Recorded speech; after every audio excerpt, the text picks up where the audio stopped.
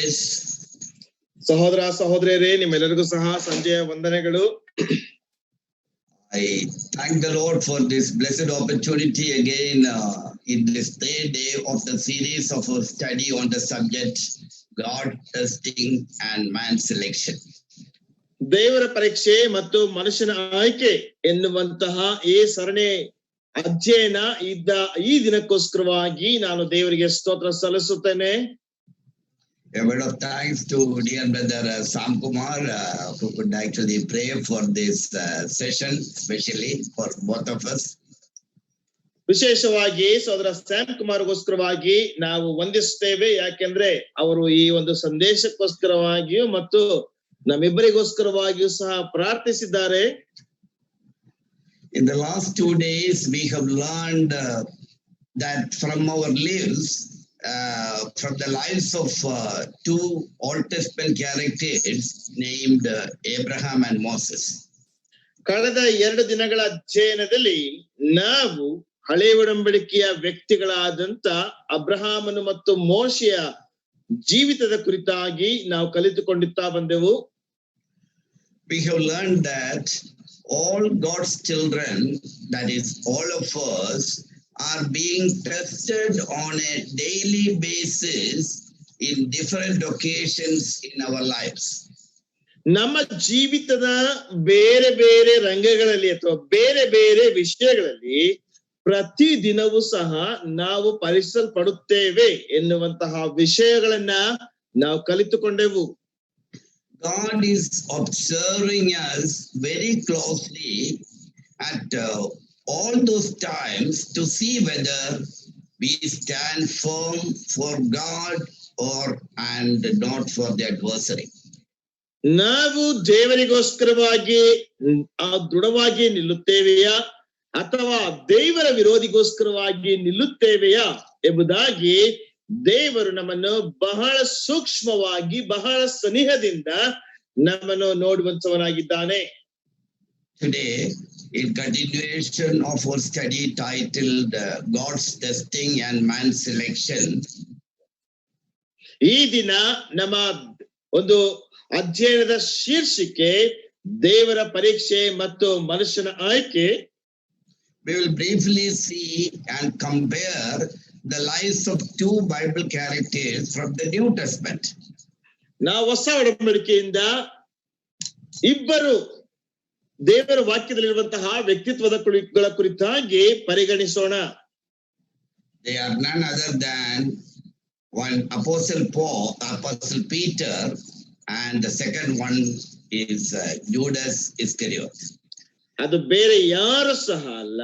ಮೊದಲನೇದಾಗಿ ಅಪೊಸ್ತಲನಾದ ಪೇತ್ರನು ಮತ್ತು ಎರಡನೇದಾಗಿ ಇಸ್ಕರಿಯೋತ ಯೂದನು. Yes, today we are considering the testing of both Apostle Peter as well as Judas Iscariot. ಈ ದಿನ ನಾವು ಅಪೊಸ್ತಲನಾದ ಪೇತ್ರನು ಮತ್ತು ಇಸ್ಕರಿಯೋತ ಯೂದನ ಪರೀಕ್ಷೆಗಳ ಕುರಿತಾಗಿ ನಾವು ನೋಡಿಕೊಳ್ಳೋಣ. Among the 12 apostles that Jesus chose, perhaps the greatest contrast in personality was between Peter and Judas. ಕರ್ತನಾದ ಯೇಸು ಕ್ರಿಸ್ತನು ಆರಿಸಿಕೊಂಡಂತ 12 ಅಪೊಸ್ತಲರುಗಳಲ್ಲಿ ಪೇತ್ರನು ಮತ್ತು ಯೂದನ ವ್ಯಕ್ತಿತ್ವಗಳಲ್ಲಿ ಒಂದು ದೊಡ್ಡದಾದಂತಹ ಒಂದು ವಿಷಯಗಳನ್ನು ನಾವು ನೋಡ್ತೇವೆ. Peter was a simple, not very much educated and a warm-hearted person. ಪೇತ್ರನು ಸರಳವಾದಂತಹ ಮತ್ತು ಹೆಚ್ಚು ವಿದ್ಯಾಭ್ಯಾಸ ಇಲ್ಲದೆ ಇರುವಂತಹ ಬಹಳ ಸೌಮ್ಯನಾದಂತಹ ಒಬ್ಬ ವ್ಯಕ್ತಿಯಾಗಿದ್ದನು. But Judas Iscariot was an intelligent, shrewd, and an ambitious person. ಆದ್ರೆ ಇಸ್ಕರಿಯೋತ ಯೂದನು ಬುದ್ಧಿವಂತನು, ಜ್ಞಾನವುಳ್ಳಂತವನು ಮತ್ತು ಅನೇಕ ಬಯಕೆಗಳಿರುವಂತಹ ಒಬ್ಬ ವ್ಯಕ್ತಿ. Considering their life, first we will look into the life of Peter, especially Peter's attitudes towards money. ಮೊದಲನೇದಾಗಿ ಪೇತ್ರನ ಒಂದು ಜೀವನ ಚರಿತ್ರೆಯನ್ನು ನಾವು ಪರಿಗಣಿಸೋಣ. ಅದರಲ್ಲಿ ಹಣದ ಕುರಿತಾಗಿ ಪೇತ್ರನ ಒಂದು ಮನೋಭಾವನೆ. God has a great calling for Simon Peter. ದೇವರಿಗೆ ಸೀಮೋನ ಪೇತ್ರನನ್ನು ಕರೆಯುವುದರಲ್ಲಿ ಶ್ರೇಷ್ಠವಾದಂತ ಒಂದು ಉದ್ದೇಶವಿತ್ತು. But it could not be fulfilled until he has been tested and approved. ಆತನು ಪರೀಕ್ಷಿಸಲ್ಪಟ್ಟು ಆ ಪರೀಕ್ಷೆಯು ಅದು ಪುರಾವಿಸಲ್ಪಡುವವರೆಗೆ ಅದು ನೆರವೇರ್ಲಿಕ್ಕೆ ಸಾಧ್ಯವಾಗಲಿಲ್ಲ. Peter, however, had no idea about God's wonderful plan at the time that Jesus called him. ಯೇಸು ಕ್ರಿಸ್ತನು ಆತನನ್ನು ಕರೆದಂತಹ ಸಮಯದಲ್ಲಿ ದೇವರ ಅದ್ಭುತವಾದಂತಹ ಯೋಜನೆಗಳ ಕುರಿತಾಗಿ ಪೇತ್ರನಿಗೆ ಆ ಒಂದು ಜ್ಞಾನ ಅಥವಾ ಆ ಒಂದು ವಿಷಯದಲ್ಲಿ ಅರಿವಿರಲಿಲ್ಲ.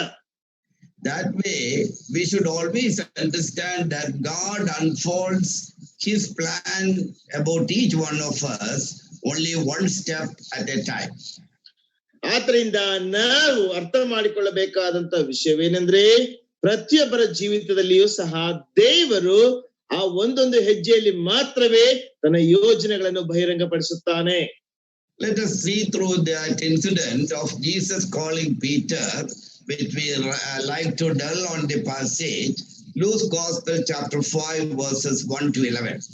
ಲೂಕನ ಸುವಾರ್ತೆ 5ನೇ ಅಧ್ಯಾಯ 1ನೇ ವಚನದಿಂದ 11ನೇ ವಚನದವರೆಗೆ ನಾವು ಓದುವಂತಹ ಸಮಯದಲ್ಲಿ ನಾವು ಆ ವಿಷಯಗಳ ಕುರಿತಾಗಿ ನಾವು ಸ್ಪಷ್ಟವಾಗಿ ನಾವು ಧ್ಯಾನಿಸಲಿಕ್ಕೆ ಸಾಧ್ಯವಾಗ್ತದೆ. ಲೂಕನ ಸುವಾರ್ತೆ 5ನೇ ಅಧ್ಯಾಯ 1ರಿಂದ 11ನೇ ವಚನ. Due to lack of time, we need not, because of that passage, we all know that Peter's calling, and thereby we are not reading that, but we will actually highlight the points what we are actually reading over there. ನಮ್ಮಲ್ಲಿ ಅದು ನಮ್ಮ ಎಲ್ಲರಿಗೂ ಸಹ ಬಹಳ ಚಿರಪರಿಚಿತವಾದಂತ ಒಂದು ವಾಕ್ಯ ಭಾಗವಾಗಿದೆ. ನಮ್ಮ ಸಮಯವು ಸಹ ಬಹಳ ಕ್ಲುಪ್ತವಾಗಿರೋದ್ರಿಂದ ಆ ವಚನ ಭಾಗಗಳನ್ನು ನಾವು ಓದುವುದಿಲ್ಲ. ಅದರಲ್ಲಿರುವಂತಹ ಪ್ರಾಮುಖ್ಯವಾದಂತಹ ವಿಷಯಗಳನ್ನು ಮಾತ್ರವೇ ನಾವು ಎತ್ತಿ ಹಿಡಿಯೋಣ. One day Jesus came into Peter's boat and told him to take the boat into deep water and to cast his nets for a catch. ಒಂದು ದಿನ ಪೇತ್ರನ ದೋಣಿಗೆ ಯೇಸು ಕ್ರಿಸ್ತನು ಬಂದು ಆ ಒಂದು ಆಳವಾದಂತಹ ಸ್ಥಳಕ್ಕೆ ಹೋಗಿ ನಿನ್ನ ಬಲೆಯನ್ನು ಬೀಸು ಎಂಬುದಾಗಿ ಆತನು ಹೇಳುತ್ತಾನೆ. We see there, if you read that portion, it is very interesting. We see that there are actually two boats with two persons in each of these boats. ಅಲ್ಲಿ 2 ದೋಣಿಗಳಿದ್ದವು. 2 ದೋಣಿಗಳು ಸಹ ಇಬ್ಬರು ವ್ಯಕ್ತಿಗಳಿಗೆ ಸಂಬಂಧಪಟ್ಟಂತಹ ದೋಣಿಗಳಾಗಿದ್ದವು. But the Lord Jesus, he went into the boat where Peter was there. ಆದ್ರೆ ಕರ್ತನಾದಂತ ಯೇಸು ಕ್ರಿಸ್ತನು ಹೋದಂತ ದೋಣಿ ಅದು ಪೇತ್ರನಿದ್ದಂತಹ ದೋಣಿಯಾಗಿತ್ತು. After entering Peter's boat, the Lord is telling him to take the boat deep into the water so that he can cast his net for a catch. ಆ ಪೇತ್ರನ ದೋಣಿಯೊಳಕ್ಕೆ ಯೇಸು ಕ್ರಿಸ್ತನು ಹೋದಂತಹ ಸಮಯದಲ್ಲಿ ಪೇತ್ರನಿಗೆ ಯೇಸು ಕ್ರಿಸ್ತನು ಹೇಳುತ್ತಾನೆ, ಆಳಕ್ಕೆ ಹೋಗಿ ನೀನು ಬಲೆಯನ್ನು ಬೀಸು. Peter immediately obeyed Lord's command without knowing who he is. ಆತನು ಯಾರು ಎಂಬುದಾಗಿ ಸಹ ತಿಳ್ಕೊಳ್ಳದೆ ಪೇತ್ರನು ಕರ್ತನ ಆಜ್ಞೆಗೆ ವಿಧೇಯನಾದನು. He casted his net for a catch. ಆತನು ಮೀನು ಹಿಡಿಯೋದಕ್ಕೋಸ್ಕರವಾಗಿ ತನ್ನ ಬಲೆಯನ್ನ ಆತನು ಬೀಸುತ್ತಾನೆ. But we read that he caught the greatest catch of his lifetime with regards to fish. ಆ ಮೀನಿನ ವಿಷಯದಲ್ಲಿ ಆತನ ಜೀವಮಾನ ಕಾಲದಲ್ಲೆಲ್ಲ ಹಿಡಿದದ್ದಕ್ಕಿಂತಲೂ ಸಹ ಹೆಚ್ಚಾದಂತ ಮೀನುಗಳನ್ನ ಆ ದಿನ ಆತನು ಹಿಡಿಯುತ್ತಾನೆ.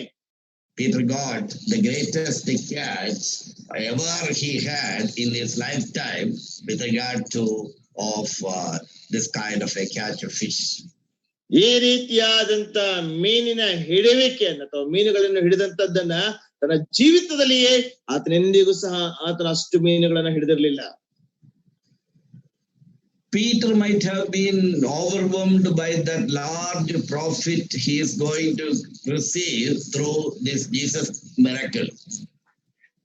ಕರ್ತನಾದ ಯೇಸು ಕ್ರಿಸ್ತನ ಈ ಒಂದು ಅದ್ಭುತ ಕಾರ್ಯದ ಮುಖಾಂತರವಾಗಿ ಪೇತ್ರನಿಗೆ ಮಹಾದೊಡ್ಡದಾದಂತ ಒಂದು ಲಾಭ ಆ ದಿನ ಸಿಕ್ಕುತ್ತಾ ಇತ್ತು. After getting this great catch, he must have already thought that, if this is the kind of fish he is going to get on everyday basis, what kind of a large profit he can get in his this particular business, and what kind of a blessings he is going to derive out of that. ಈ ಒಂದು ಮೀನುಗಳನ್ನು ಹಿಡಿದಂತಹ ಸಮಯದಲ್ಲಿ ಪೇತ್ರನು ಯೋಚನೆ ಮಾಡಿರ್ಬೋದು, ಈ ಸಮಯದಲ್ಲಿ ಇಷ್ಟು ಮೀನುಗಳನ್ನ ನಾನು ಹಿಡಿದಿದ್ದೇನೆ, ಮುಂದಿನ ದಿನಗಳಲ್ಲಿ ಈ ಒಂದು ಜ್ಞಾನವನ್ನ ಅಥವಾ ಈ ಒಂದು ಬುದ್ಧಿಯನ್ನ ಉಪಯೋಗಿಸಿ ಇನ್ನಷ್ಟು ಮೀನುಗಳನ್ನು ಹಿಡಿಯುತ್ತಾ ಹೋಗುವುದಾದ್ರೆ ನಾನು ಎಷ್ಟರ ಮಟ್ಟಿಗೆ ನಾನು ಐಶ್ವರ್ಯವಂತನಾಗ್ಲಿಕ್ಕೆ ಸಾಧ್ಯ, ನನ್ನ ಸಂಪಾದನೆಯನ್ನ ಬೆಳೆಸ್ಕೊಳ್ಳಿಕ್ಕೆ ಸಾಧ್ಯ, ಎಷ್ಟರ ಮಟ್ಟಿಗೆ ನಾನು ಶ್ರೀಮಂತನಾಗ್ಬೋದು, ಆಶೀರ್ವಿಸಲ್ಪಡ್ಬೋದು ಎಂಬಂತ ಆಲೋಚನೆಯನ್ನು ಆತನು ಮಾಡಿದನು. If Peter was a carnally minded person, he could have actually decided to use Jesus for his fish business. ಒಂದು ವೇಳೆ ಪೇತ್ರನು ಒಂದು ಶರೀರ ಸ್ವಭಾವದವನು ಅಥವಾ ಹಣದ ಮೇಲೆ ಆಸೆ ಇರುವಂತ ವ್ಯಕ್ತಿ ಉಳ್ಳಂತವನು ಆಗಿದ್ದರೆ ಆತನು ಕರ್ತನಾದಂತ ಯೇಸು ಕ್ರಿಸ್ತನನ್ನ ತನ್ನ ಮೀನಿನ ಒಂದು ವ್ಯಾಪಾರಕ್ಕೋಸ್ಕರವಾಗಿ ಆತನನ್ನು ಉಪಯೋಗಿಸಿಕೊಳ್ಳುತ್ತಾ ಇದ್ದ. He could have even talked to Jesus about his future partnership business with Jesus on this particular fish catching. ಒಂದು ವೇಳೆ ಆತನು ತನ್ನ ಜೀವಿತದಲ್ಲಿ ಕರ್ತನಾದಂತ ಯೇಸು ಕ್ರಿಸ್ತನ ಮೀನು ಹಿಡಿಯುವಂತಹ ಆ ಒಂದು ಉದ್ದಿಮೆಗೆ ಅಥವಾ ಆ ಒಂದು ವ್ಯವಹಾರಕ್ಕೆ ಯೇಸು ಕ್ರಿಸ್ತನು ಸಹ ಒಂದು ವೇಳೆ ಸಹಭಾಗಿಯನ್ನಾಗಿ ಅಥವಾ ಪಾರ್ಟ್ನರ್ಶಿಪ್ ಅನ್ನ ಕೊಡ್ತೇನೆಂಬುದಾಗಿ ಹೇಳ್ತಾ ಇದ್ದಾನೇನೋ. Normally, such might have been the reasoning of a carnal mind. ಒಂದು ವೇಳೆ ಸಾಮಾನ್ಯವಾಗಿ ಆ ರೀತಿಯಾದಂತಹ ಆ ಒಂದು ವ್ಯವಸ್ಥೆ ಇರುವಂತದ್ದು ಒಂದು ಒಂದು ಒಂದು ನರ ಸ್ವಭಾವದ ಅಥವಾ ಒಂದು ಮನುಷ್ಯನ ಅಭಿಲಾಷೆ ಇರುವಂತಹ ವ್ಯಕ್ತಿಯುಳ್ಳಂತಹ ಒಬ್ಬನ ಜೀವಿತದಲ್ಲಿ ಇರುತ್ತದೆ. But we see here when we go to that particular text, we see that Peter even did not think like that. ಆದ್ರೆ ಈ ಒಂದು ನಿರ್ದಿಷ್ಟವಾದಂತ ಪರೀಕ್ಷೆಗೆ ಹೋಗುವಂತ ಸಮಯದಲ್ಲಿ ಪೇತ್ರನು ಆ ರೀತಿಯಾಗಿ ಆಲೋಚಿಸಲು ಇಲ್ಲ. When Jesus called him to leave his nets, he left his fishing business immediately and followed Jesus. ಯೇಸು ಕ್ರಿಸ್ತನು ಪೇತ್ರನನ್ನು ನಿನ್ನ ಬಲೆಗಳನ್ನು ಬಿಡು ಎಂಬುದಾಗಿ ಹೇಳಿದಾಗ ತಕ್ಷಣವೇ ತನ್ನ ಬಲೆಯನ್ನು ಬಿಟ್ಟು ಮೀನಿನ ವ್ಯಾಪಾರವನ್ನು ಬಿಟ್ಟು ಯೇಸು ಕ್ರಿಸ್ತನನ್ನು ಹಿಂಬಾಲಿಸಲಿಕ್ಕೆ ಆತನು ಮುಂದಾದನು. Without being aware that he is being tested with respect to money, ಆತನು ಹಣದ ವಿಷಯದಲ್ಲಿ ಆತನು ಪರೀಕ್ಷಿಸಲ್ಪಟ್ಟಿದ್ದಾನೆ ಎನ್ನುವಂತಹ ಅರಿವು ಇಲ್ಲದೆ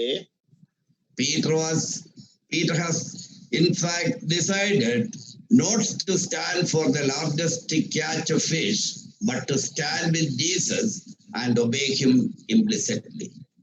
ಆತನಿಗೆ ಹೆಚ್ಚಾದಂತ ಮೀನು ಹಿಡಿಯುವಂತಹ ವಿಷಯವನ್ನು ಬಿಟ್ಟು ಅಥವಾ ಆ ವಿಷಯವನ್ನು ಆಲೋಚಿಸದೆ ಯೇಸು ಕ್ರಿಸ್ತನನ್ನು ಹಿಂಬಾಲಿಸಿ ಆತನಿಗೆ ಪರಿಪೂರ್ಣವಾಗಿ ವಿಧೇಯನಾಗಬೇಕೆಂಬಂತಹ ಒಂದು ತೀರ್ಮಾನವನ್ನು ಆತನು ಮಾಡಿಕೊಂಡನು. Thereby Peter could actually pass the first test with respect to his catching of fish.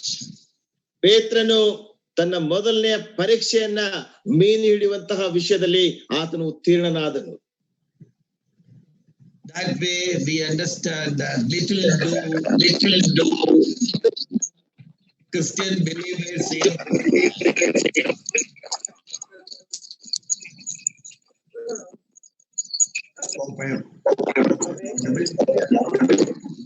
ದಯಮಾಡಿ ನಿಮ್ಮ ಮೈಕ್ ಗಳನ್ನ ಮ್ಯೂಟ್ ಮಾಡ್ಕೊಳ್ಳಿ, ತುಂಬಾ ಡಿಸ್ಟರ್ಬೆನ್ಸ್ ಆಗ್ತಿದೆ. What I was telling, that the little do Christian believers realize when God prospers their ways and they earn more money, that they are being tested by God. ದೇವರಿಂದ ಹೆಚ್ಚಾದಂತಹ ಹಣವು ಕೊಡಲ್ಪಟ್ಟಂತಹ ಸಮಯದಲ್ಲಿ ಅಥವಾ ಅವರು ಹಣವನ್ನು ಹೆಚ್ಚಾಗಿ ಸಂಪಾದಿಸ್ತಾ ಇರುವಾಗ ಕ್ರಿಸ್ತಿಯ ವಿಶ್ವಾಸಿಗಳು ತಿಳ್ಕೊಳ್ಳಬೇಕಾದಂತಹ ವಿಷಯವೇನೆಂದ್ರೆ ಅವರು ಕರ್ತನಿಂದ ಪರೀಕ್ಷಿಸಲ್ಪಡುತ್ತಾ ಇದ್ದಾರೆ. Many of the believers failed the test here. ಆದ್ರೆ ಅನೇಕ ವಿಶ್ವಾಸಿಗಳು ಇಲ್ಲಿ ಆ ಪರೀಕ್ಷೆಯನ್ನು ಸೋತು ಹೋಗುತ್ತಾರೆ ಅಥವಾ ಅದರಲ್ಲಿ ಅನುತ್ತೀರ್ಣರಾಗುತ್ತಾರೆ. They fail to understand that the material assets and the money they have received is for sharing it with the ones who are not being materially blessed like them.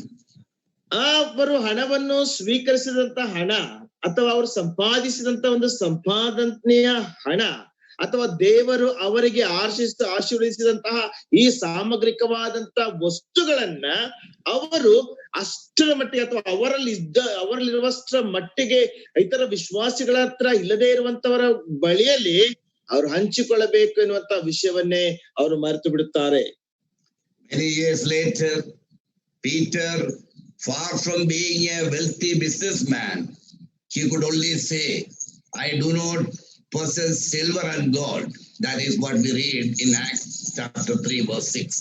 ಬಹಳ ಶ್ರೀಮಂತವಾದಂತ ಮೀನಿನ ಆ ಒಂದು ವ್ಯವಹಾರದಲ್ಲಿದ್ದಂತಹ ಆ ಪೇತ್ರನು ಅಪೊಸ್ತಲ ಕೃತ್ಯಗಳು 3ನೇ ಅಧ್ಯಾಯಕ್ಕೆ ಬರುವಾಗ ಆತನು ಹೇಳ್ತಾನೆ, ಬೆಳ್ಳಿ ಬಂಗಾರಗಳಂತೂ ನನ್ನಲ್ಲಿ ಇಲ್ಲ.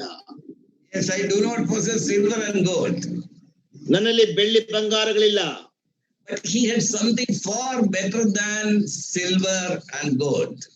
ಬೆಳ್ಳಿ ಬಂಗಾರಗಳಿಗಿಂತಲೂ ಸಹ ಅತಿ ಉತ್ತಮವಾದಂತದ್ದು ಆತನ ಬಳಿಯಲ್ಲಿತ್ತು. He had given up the earthly world for the eternal worth of Christ's kingdom.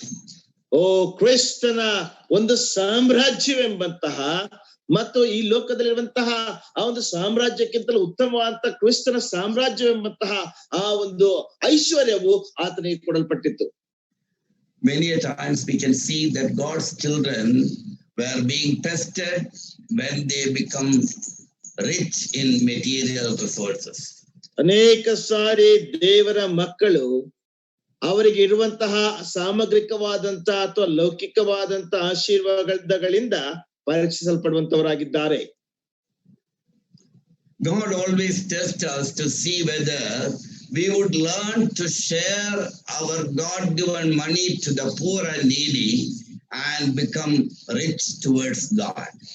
ಅನೇಕ ಸಾರಿ ದೇವರು ಕೊಟ್ಟಂತ ಅಥವಾ ನಮಗೆ ದೇವರಿಂದ ಕೊಡಲ್ಪಟ್ಟಂತ ಹಣದಿಂದ ಇತರರಿಗೆ ನಾವು ಸಹಾಯ ಮಾಡಿ ಅಥವಾ ಇತರೊಟ್ಟಿಗೆ ಹಂಚಿಕೊಂಡು ದೇವರ ವಿಷಯದಲ್ಲಿ ಶ್ರೀಮಂತರಾಗುತ್ತೇವೆಯೋ ಇಲ್ಲವೋ ಎಂಬುದಾಗಿ ಆತನು ನಮ್ಮನ್ನು ಪರೀಕ್ಷಿಸುವಂತವನಾಗಿದ್ದಾನೆ.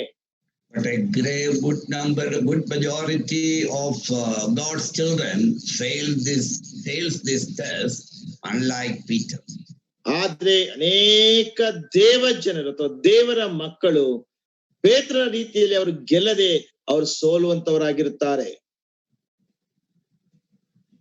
That way I should say that self is the center of every child of Adam. ಆ ವಿಷಯದಲ್ಲಿ ನಾನು ಹೇಳಬೇಕಾದಂತಹ ಒಂದು ಸಂಗತಿ ಏನೆಂದ್ರೆ ಅವರಲ್ಲಿರುವಂತಹ ಸ್ವಾರ್ಥವೇ ಈ ಎಲ್ಲದಕ್ಕೂ ಸಹ ಕೇಂದ್ರ ಬಿಂದುವಾಗಿದೆ. One truth or one fact, we have to understand it very specifically. ಬಹಳ ನಿರ್ದಿಷ್ಟವಾಗಿ ಒಂದು ಸತ್ಯಾಂಶವನ್ನ ಒಂದು ನಿಜವನ್ನ ನಾವು ಅರ್ಥ ಮಾಡಿಕೊಳ್ಳಬೇಕು. The moment we come to the Lord, we should understand that immediately after our self does not die immediately. ನಾವು ಕರ್ತನಾದಂತ ಯೇಸು ಕ್ರಿಸ್ತನನ್ನು ಅಂಗೀಕರಿಸಿದಂತ ಅದೇ ಕ್ಷಣದಲ್ಲಿಯೇ ನಮ್ಮ ಒಂದು ಸ್ವಾರ್ಥವು ಆ ಕ್ಷಣದಲ್ಲಿಯೇ ಸಾಯುವುದಿಲ್ಲ. The self will not immediately die. ನಮ್ಮ ಸ್ವಾರ್ಥವು ಆ ತಕ್ಷಣವೇ ಸಾಯುವುದಿಲ್ಲ. This is the source of this carnal Christianity that describes of getting material and physical blessings from God through the so-called prosperity gospel. ನಮಗೆ ಕ್ರೈಸ್ತರು ಎಂಬುದಾಗಿ ಕರೆಯಲ್ಪಡುವಂತಹ ಕೆಲವು ಜನರು ಈ ಪ್ರಾಸ್ಪರಿಟಿ ಅಥವಾ ಅಭ್ಯುದಯದ ಸುವಾರ್ತೆಯಿಂದ ಅವರು ಶ್ರೀಮಂತಿಕೆಯನ್ನು ಪಡೆದುಕೊಳ್ಳುತ್ತಾರೆ ಎಂಬುದಾಗಿ ಅವರು ಪ್ರಸಂಗಿಸುವಂತವರಾಗಿರ್ತಾರೆ. Many people are accepting the Lord as their personal savior for getting some kind of material benefits from the Lord. ಅನೇಕ ಜನರು ಕರ್ತನನ್ನು ಅಂಗೀಕರಿಸಿಕೊಳ್ಳುವಂತದ್ದು ಕರ್ತನಿಂದ ಏನಾದ್ರೂ ಒಂದು ಸಾಮಗ್ರಿಕವಾದಂತ ಆಶೀರ್ವಾದಗಳನ್ನು ಹೊಂದುವಂತ ಉದ್ದೇಶದಿಂದಲೇ. It is just an intellectual assent they give towards the Lord. ಕೇವಲ ಅವರು ಬೌದ್ಧಿಕವಾಗಿ ಕರ್ತನ ಕಡೆಗೆ ಮಾಡುವಂತವರಾಗಿರುತ್ತಾರೆ. There is no repentance of sin in their hearts. ಅವರ ಹೃದಯದಲ್ಲಿ ಪಾಪಕ್ಕೋಸ್ಕರವಾಗಿ ಯಾವುದೇ ರೀತಿಯಾದಂತ ಮನಸ್ಸಾಂತರ ಇಲ್ಲ. Anyway, we need not dwell on this subject because this is something which is negative, which I do not want to go further.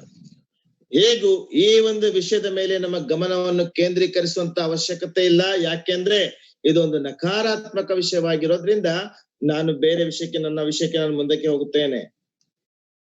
Now let us dwell on the subject, Peter's attitude to correction.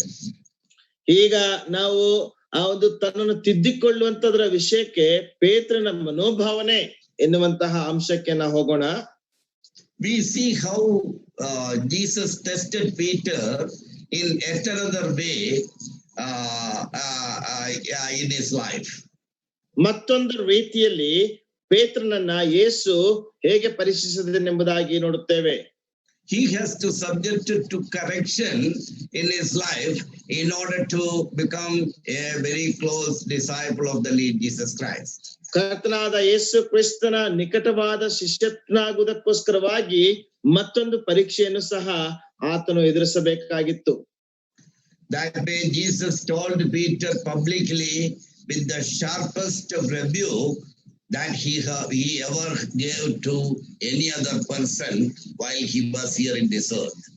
ಕರ್ತನಾದ ಯೇಸು ಕ್ರಿಸ್ತನು ಈ ಭೂಮುಖದ ಮೇಲೆ ಇದ್ದಂತ ಸಮಯದಲ್ಲಿ ಬೇರೆ ಯಾರಿಗೂ ಸಹ ಅಷ್ಟು ತೀಕ್ಷ್ಣವಾದಂತಹ ಗದರಿಕೆಯನ್ನು ಕೊಡದೇ ಇರುವಂತಹ ಒಂದು ಗದರಿಕೆಯನ್ನ ಪೇತ್ರನಿಗೆ ಒಂದು ದಿನ ಕರ್ತನು ಕೊಡುತ್ತಾನೆ. When Jesus told his disciples that he was going to be rejected and crucified, ಕರ್ತನಾದ ಯೇಸು ಕ್ರಿಸ್ತನು ಪೇತ್ರನಿಗೆ ಅಂದ್ರೆ ಕರ್ತನಾದ ಯೇಸು ಕ್ರಿಸ್ತನು ಜನರಿಂದ ತಿರಸ್ಕರಿಸಲ್ಪಟ್ಟು ಶಿಲುಬೆಗೆ ಹಾಕಲ್ಪಡುವುದಕ್ಕೆ ಹೋಗುತ್ತಾನೆ ಎಂಬುದಾಗಿ ಹೇಳಲ್ಪಡುವಾಗ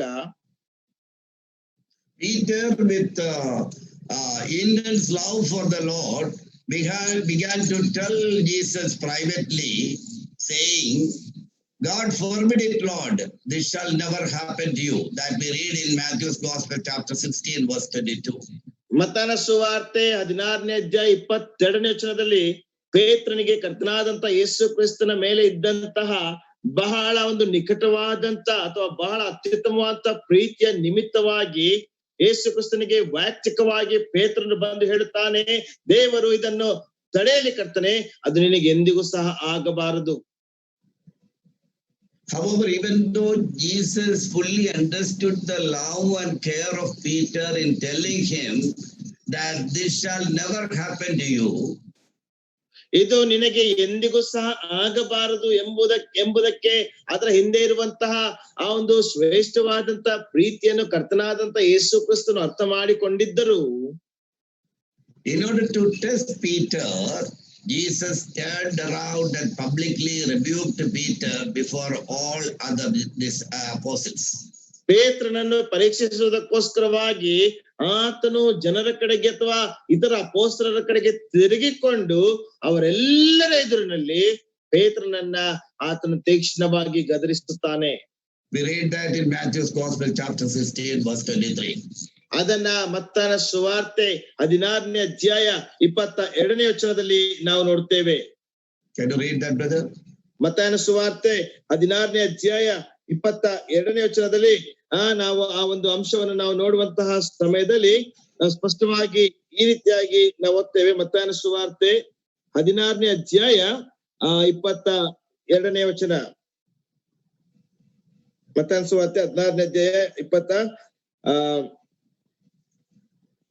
ಆಗ ಪೇತ್ರನು ಆತನ ಕೈ ಹಿಡಿದು, ಸ್ವಾಮಿ, ದೇವರು ನಿನ್ನನ್ನು ಕಾಯಲಿ, ನಿನಗೆ ಹೀಗೆ ಎಂದಿಗೂ ಆಗಬಾರದು ಎಂದು ಆತನನ್ನು ಗದರಿಸುವುದಕ್ಕೆ ಪ್ರಾರಂಭಿಸಲು ಆತನು ತಿರುಗಿಕೊಂಡು ಪೇತ್ರನಿಗೆ, ಸೈತಾನನೇ, ನನ್ನ ಮುಂದೆ ನಿಲ್ಲಬೇಡ, ನಡೆ, ನನಗೆ ನೀನು ವಿಘ್ನವಾಗಿದ್ದಿ, ನಿನ್ನ ಯೋಚನೆ ಮನುಷ್ಯರ ಯೋಚನೆಯ ಹೊರತು ದೇವರದಲ್ಲ ಎಂದು ಹೇಳಿದನು. Lord Jesus was telling them that he has to be crucified. Peter actually could not understand those things, and he doesn't want Lord Jesus to go away from their side at any point of time. ಕರ್ತನಾದಂತ ಯೇಸು ಕ್ರಿಸ್ತನು ಶಿಷ್ಯರಿಗೆ ನಾನು ಹೊರಟು ಹೋಗುತ್ತೇನೆ ಎಂಬುದಾಗಿ ಹೇಳುವಂತಹ ಸಮಯದಲ್ಲಿ ಪೇತ್ರನು ಸಂಪೂರ್ಣವಾಗಿ ಆ ಒಂದು ಮಾತನ್ನು ಅರ್ಥ ಮಾಡಿಕೊಳ್ಳದೆ ಕರ್ತನಾದ ಯೇಸು ಕ್ರಿಸ್ತನು ಅವರನ್ನು ಬಿಟ್ಟು ಎಂದಿಗೂ ಸಹ ಎಲ್ಲಿಗೂ ಹೋಗಬಾರದೆಂಬುದಾಗಿ ಆತನು ಅಂದುಕೊಂಡಿದ್ದನು. Peter has told this he has told Jesus because he loved Jesus more than anything else in this world. ಪೇತ್ರನು ಆ ರೀತಿಯಾಗಿ ನಿನಗೆ ಏನು ಆಗಬಾರದೆಂಬುದಾಗಿ ಯೇಸು ಕ್ರಿಸ್ತನಿಗೆ ಹೇಳಿದಂತಹ ಉದ್ದೇಶವೇನೆಂದ್ರೆ ಆತನು ಈ ಲೋಕದಲ್ಲಿ ಬೇರೆ ಯಾವುದಕ್ಕಿಂತಲೂ ಸಹ ಹೆಚ್ಚಾಗಿ ಆತನನ್ನು ಪ್ರೀತಿಸುತ್ತಾ ಇದ್ದನು. So Peter told Jesus, Lord, this shall never happen to you. ಪೇತ್ರನು ಕರ್ತನಾದ ಯೇಸು ಕ್ರಿಸ್ತನಿಗೆ ಹೇಳುತ್ತಾನೆ, ಯೇಸು ಕರ್ತನೇ, ಎಂದಿಗೂ ಸಹ ನಿನಗೆ ಇದು ಆಗಬಾರದು. But in return, Jesus publicly rebuked Peter and telling him on his face before all other disciples, to get me behind Satan, you are a stumbling block to me. ಆ ಮಾತಿಗೆ ಕರ್ತನಾದಂತ ಯೇಸು ಕ್ರಿಸ್ತನು ತಿರುಗಿ ಪೇತ್ರನಿಗೆ ಹೇಳುತ್ತಾನೆ, ಸೈತಾನೇ, ನನ್ನಿಂದ ಹೊರಟು ಹೋಗು, ನೀನು ನನಗೆ ವಿಘ್ನವಾಗಿದ್ದಿ. It should have been quite an insult to Peter's ego to be rebuked publicly by Jesus. ಕರ್ತನಾದಂತ ಯೇಸು ಕ್ರಿಸ್ತನಿಂದ ಬಹಿರಂಗವಾಗಿ ಗದರಿಸಲ್ಪಡುವಂತದ್ದು ಪೇತ್ರನ ಹೆಮ್ಮೆಗೆ ಸ್ವಲ್ಪ ಧಕ್ಕೆ ತರುವಂತದ್ದಾಗಿತ್ತು. It is far worse to be addressed as Satan publicly before all other disciples. ಅದಕ್ಕಿಂತ ಹೆಚ್ಚಾಗಿ ವಿಶೇಷವಾಗಿ ತನ್ನ ಬೇರೆ ಎಲ್ಲಾ ಶಿಷ್ಯರ ಎದುರಿನಲ್ಲಿ ಸೈತಾನನೇ ಎಂಬುದಾಗಿ ಹೇಳುವಂತದ್ದು ಅದು ಬಹಳ ನೋವುಂಟು ಮಾಡುವಂತಹ ವಿಷಯವಾಗಿತ್ತು. Yet Peter never got offended.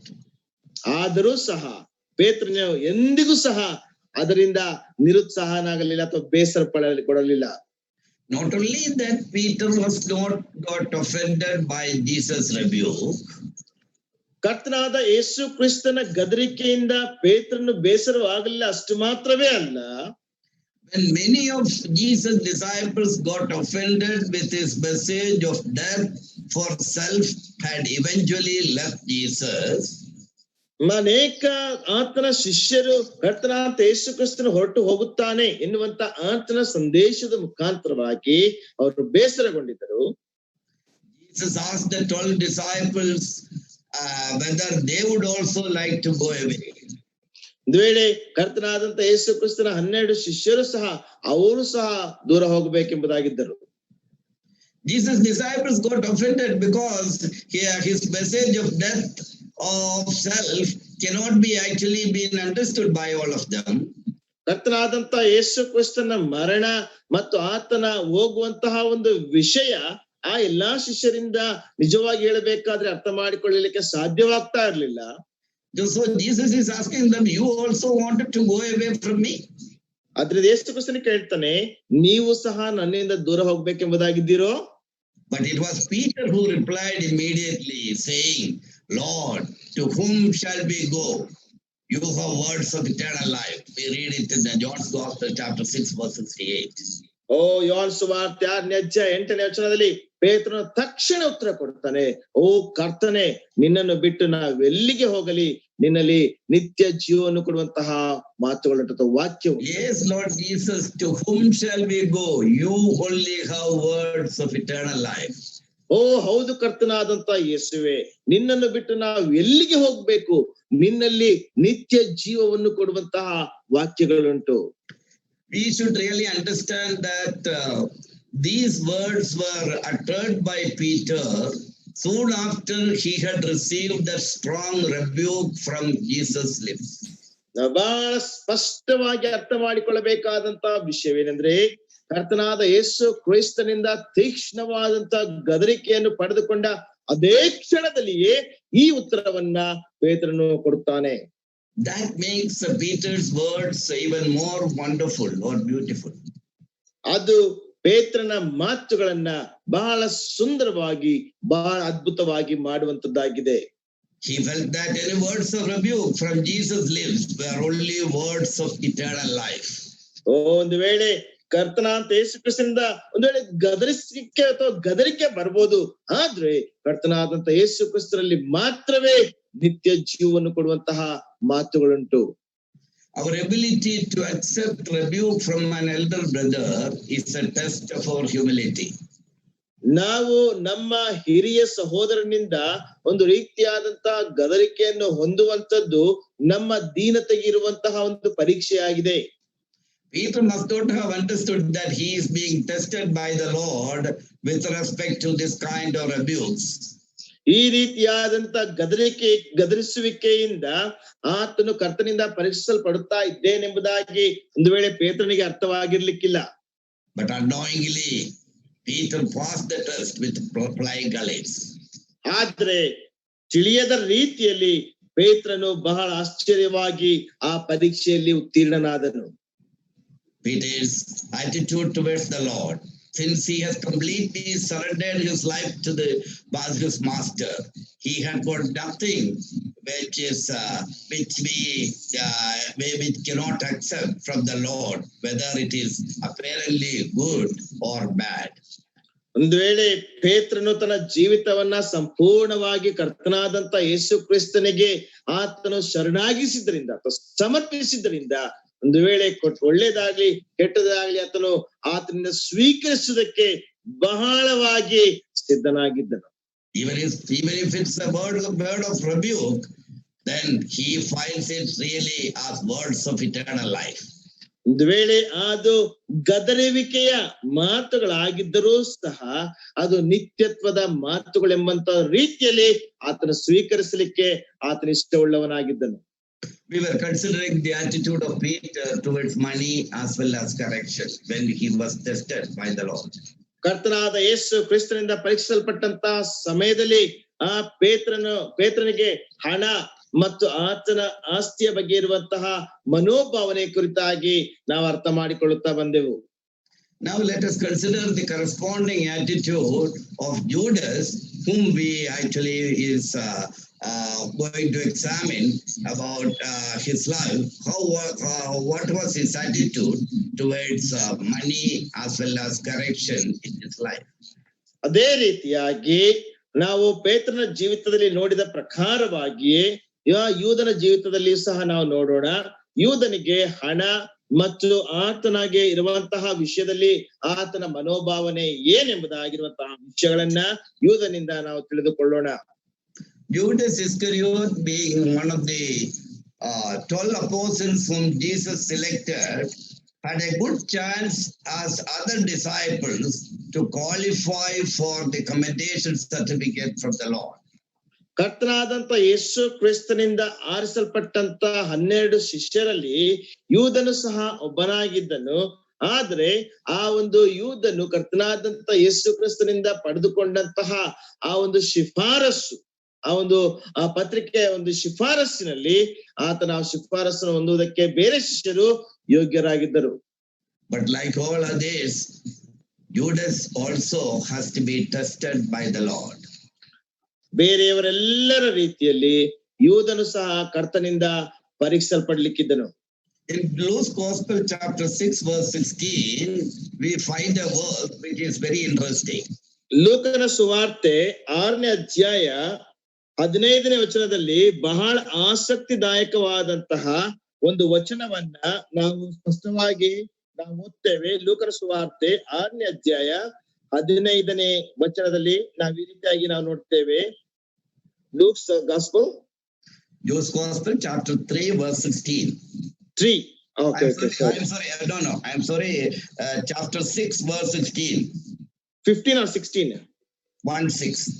1:6. Okay. ಲೂಕನ ಸುವಾರ್ತೆ 6ನೇ ಅಧ್ಯಾಯ 16ನೇ ವಚನದಲ್ಲಿ ನಾವು ಈ ರೀತಿಯಾಗಿ ನಾವು ನೋಡ್ತೇವೆ. ಯಾಕೋಬನ ಮಗನಾದ ಯೂದ ಆತನನ್ನು ಹಿಡಿದುಕೊಡುವ ದ್ರೋಹಿಯಾದ ಇಸ್ಕರಿಯೋತ ಯೂದ ಇವರೇ. From verses 15 to 16, we know we are seeing the name of the apostles. ನಾವು 15 ಮತ್ತು 16ನೇ ವಚನದಲ್ಲಿ ಅಪೊಸ್ತಲರ ಹೆಸರುಗಳನ್ನು ನಾವು ನೋಡ್ತೇವೆ. But in verse 16, we see a qualification for Judas. 16ನೇ ವಚನದಲ್ಲಿ ಯೂದನ ಅರ್ಹತೆಯನ್ನು ನಾವು ನೋಡ್ತೇವೆ. We read it like this: Judas, son of James, and Judas Iscariot, who became a traitor. ನಾವು 16ನೇ ವಚನದಲ್ಲಿ ಯಾಕೋಬನ ಮಗನಾದ ಯೂದ ಆತನನ್ನು ಹಿಡಿದುಕೊಡುವ ದ್ರೋಹಿಯಾದ ಇಸ್ಕರಿಯೋತೆಯು ಯೂದ ಇವರೇ. The first Judas is different. Judas, son of James. ಮೊದಲನೆಯ ಯೂದನು ಆತನು ಬೇರೆ ಯೂದನಾಗಿದ್ದಾನೆ. ಆತನು ಯಾಕೋಬನ ಮಗನಾದ ಯೂದನು. The last Judas Iscariot, he became a traitor. That is what is written there. ಅಲ್ಲಿ ಕೊನೆಯ ಯೂದನು ಅಥವಾ ಎರಡನೆಯ ಯೂದನನ್ನು ನಾವು ನೋಡುವಂತಹ ಸಮಯದಲ್ಲಿ ಆತನು ದ್ರೋಹಿಯಾದ ಇಸ್ಕರಿಯೋತ ಯೂದ ಆತನನ್ನು ಹಿಡಿಕೊಡುವಂತಹ ಒಬ್ಬ ಯೂದನಾಗಿದ್ದನು. This implies that Judas was just as sincere as other 11 disciples when Jesus chose him. ಯೇಸು ಕ್ರಿಸ್ತನು ಆತನನ್ನು ಆರಿಸಿಕೊಂಡಂತಹ ಸಮಯದಲ್ಲಿ ಇತರ ಶಿಷ್ಯರಂತೆ ಅಥವಾ ಇತರ ಅಪೊಸ್ತಲರಂತೆ ಯೂದನು ಸಹ ಯಥಾರ್ಥನಾದಂತ ಒಬ್ಬ ವ್ಯಕ್ತಿಯಾಗಿದ್ದನು. Judas was just like any other person when he was actually selected among the disciples. ಈ ಶಿಷ್ಯರನ್ನು ಆರಿಸಿಕೊಂಡಂತಹ ಸಮಯದಲ್ಲಿ ಇತರ ಶಿಷ್ಯರಂತೆಯೇ ಯೂದನು ಸಹ ಒಬ್ಬ ಯಥಾರ್ಥವುಳ್ಳಂತವನು ಒಬ್ಬ ವ್ಯಕ್ತಿಯಾಗಿದ್ದನು. So Judas Iscariot was not a traitor when he was with God. ಆತನು ಕರೆಯಲ್ಪಟ್ಟಂತಹ ಸಮಯದಲ್ಲಿ ಆತನು ಹಿಡಿದುಕೊಡುವಂತ ಯೂದನಾಗಿರ್ಲಿಲ್ಲ. There it is written, Judas Iscariot became a traitor. ಅಲ್ಲಿ ನಾವು ನೋಡ್ತೇವೆ ಆತನನ್ನು ಹಿಡಿದುಕೊಡುವ ಇಸ್ಕರಿಯೋತ ಯೂದ. But we have seen that in the course of time, Judas has backslidden terribly through selfish ambition. ನಾವು ನೋಡ್ತೇವೆ ಆತನು ಆ ಸಮಯದ ಅವಧಿಗೆ ಆತನ ಸ್ವಾರ್ಥದ ಅಭಿಲಾಷೆಗಳಿಂದ ಆತನು ಹಿಂಜಾರಿ ಹೋದಂತ ಒಬ್ಬ ವ್ಯಕ್ತಿಯಾಗಿದ್ದನು. In James chapter 3 verse 16 we read like this. ಯಾಕೋಬನ ಪತ್ರಿಕೆ 3ನೇ ಅಧ್ಯಾಯ 16ನೇ ವಚನದಲ್ಲಿ ನಾವು ಈ ರೀತಿಯಾಗಿ ನಾವು ಓದ್ತೇವೆ. Where selfish ambition exists, there is disorder and every evil thing. ಎಲ್ಲಿ ಆ ಒಂದು ಸ್ವಾರ್ಥದ ಮನಸ್ಸು ಬರ್ತದೋ ಅಲ್ಲಿಯೇ ಎಲ್ಲಾ ರೀತಿಯಾದಂತಹ ಕೆಟ್ಟತನವು ಸಹ ಬರುವಂತದಾಗಿದೆ. We know that Judas was the treasurer of Jesus' team, and he had ample opportunity to prove his faithfulness in the area of money. ನಮಗೆ ಗೊತ್ತಿರುವ ಹಾಗೆ ಯೇಸು ಕ್ರಿಸ್ತನ ತಂಡದಲ್ಲಿ ಯೂದನು ಖಜಾಂಚಿಯಾಗಿದ್ದನು. ಆ ಒಂದು ಖಜಾಂಚಿಯಾದಂತ ಯೂದನು ಎಲ್ಲಾ ರೀತಿಯಲ್ಲೂ ಸಹ ತನ್ನ ಒಂದು ಯಥಾರ್ಥತೆಯನ್ನು ತೋರಿಸುವಂತಹ ಒಂದು ಅವಕಾಶ ಆ ಸಮಯದಲ್ಲಿತ್ತು. He could have become one of the authors of the New Testament epistles if he had been faithful. ಒಂದು ವೇಳೆ ಆತನು ನಂಬಿಗಸ್ತನಾಗಿದ್ದರೆ ಆತನು ಸಹ ಹೊಸ ಒಡಂಬಡಿಕೆ ಪುಸ್ತಕಗಳಲ್ಲಿ ಒಂದು ಗ್ರಂಥವನ್ನು ಬರೆದಂತ ಒಬ್ಬ ಗ್ರಂಥಕಾರನು ಸಹ ಆಗುವಂತ ಅವಕಾಶ ಇತ್ತು. If that was so, his name would have been on one of the foundation stones of the walls of the New Jerusalem. ಆ ರೀತಿಯಾಗಿ ಆಗಿದ್ದರೆ ಯೆರೂಸಲೇಮಿನ ಆ ಒಂದು ಕಲ್ಲುಗಳಲ್ಲಿ ಆತನು ಸಹ ಒಂದು ಕಲ್ಲಿನ ಹೆಸರಾಗ್ಲಿಕ್ಕೆ ಸಾಧ್ಯತೆ ಇರ್ತಾ ಇತ್ತು. That is what we read in Revelation chapter 21 verse 14. ಅದನ್ನೇ ಪ್ರಕಟಣೆ ಗ್ರಂಥ 21ನೇ ಅಧ್ಯಾಯ 14ನೇ ವಚನದಲ್ಲಿ ನಾವು ಓದುತ್ತೇವೆ. ಪ್ರಕಟಣೆ ಗ್ರಂಥ 21ನೇ ಅಧ್ಯಾಯ 14ನೇ ವಚನದಲ್ಲಿ ನಾವು ಈ ರೀತಿಯಾಗಿ ನಾವು ಓದ್ತೇವೆ. Chapter 21 verse 14. Yeah. ಪಟ್ಟಣದ ಪ್ರಾಕಾರಕ್ಕೆ 12 ಅಸ್ತಿವಾರಗಳಿದ್ದವು. ಅವುಗಳ ಮೇಲೆ ಯಜ್ಞದ ಕುರಿಯಾದಾತನ 12 ಮಂದಿ ಅಪೊಸ್ತಲರ ಹೆಸರುಗಳಿದ್ದವು. On them were the 12 names of the 12 apostles of the Lamb. ಅವುಗಳ ಮೇಲೆ ಯಜ್ಞದ ಕುರಿಯಾದಾತನ 12 ಮಂದಿ ಅಪೊಸ್ತಲರ ಹೆಸರುಗಳಿದ್ದವು. But we see that Judas Iscariot was miserably failed when tested. ಆದ್ರೆ ಯೂದನು ಪರೀಕ್ಷಿಸಲ್ಪಟ್ಟಂತಹ ಸಮಯದಲ್ಲಿ ಆತನು ಬಹಳವಾಗಿ ಸೋತು ಹೋದನು. Where exactly he has failed in when he has tested with money. ಆತನು ಹಣದ ವಿಷಯದಲ್ಲಿ ಪರೀಕ್ಷಿಸಲ್ಪಟ್ಟಾಗ ಆತನು ಸೋತು ಹೋದನು. That way, one of the uses of the money bag was to have funds to give to the poor and needy, as we read in John's Gospel, chapter 13, verse 29. ಯೋಹಾನ ಸುವಾರ್ತೆ 13ನೇ ಅಧ್ಯಾಯ 29ನೇ ವಚನದಲ್ಲಿ ನಾವು ನೋಡುವ ಪ್ರಕಾರವಾಗಿ ಆ ಹಣವನ್ನ ಬಡವರಿಗೆ ಮತ್ತು ಅಗತ್ಯತೆ ಇರುವಂತವರಿಗೆ ಅದು ಕೊಡಲ್ಪಡಬೇಕಾಗಿತ್ತು. Can we read that verse, John's Gospel, chapter 13, verse 29? ಯೋಹಾನ ಸುವಾರ್ತೆ 13ನೇ ಅಧ್ಯಾಯ 29ನೇ ವಚನವನ್ನ ನಾವು ಈ ರೀತಿಯಾಗಿ ನಾವು ಓದ್ತೇವೆ. ಯೋಹಾನ ಸುವಾರ್ತೆ 13:29. Yeah. ಅವರಲ್ಲಿ ಕೆಲವರು ಯೂದನ ವಶದಲ್ಲಿ ಹಣದ ಚೀಲವಿದ್ದದರಿಂದ ಹಬ್ಬಕ್ಕಾಗಿ ನಮಗೆ ಬೇಕಾದದ್ದನ್ನು ಕೊಂಡುಕೋ ಎಂಬುದಾಗಿಯೋ ಬಡವರಿಗೆ ಏನಾದರೂ ಕೊಡು ಎಂಬುದಾಗಿಯೋ ಯೇಸು ಅವನಿಗೆ ಹೇಳುತ್ತಾನೆ ಎಂದು ನೆನೆಸಿದರು. Judas has displayed a larger interest in this activity, but the fact of the matter was he stole money that was donated for the poor.